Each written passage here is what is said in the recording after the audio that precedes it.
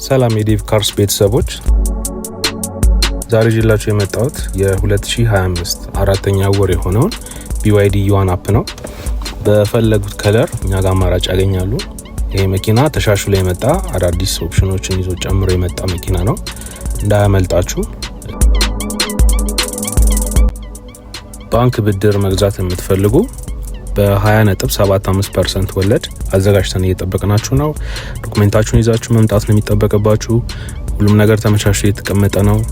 እንዳያመልጣችሁ፣ እድሉን ተጠቀሙት።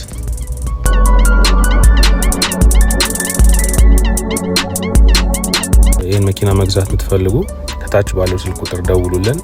ተጨማሪም የሶሻል ሚዲያዎቻችንን ፎሎ በማድረግ በየቀኑ የምንለቃቸውን መኪኖች ማየት ትችላላችሁ።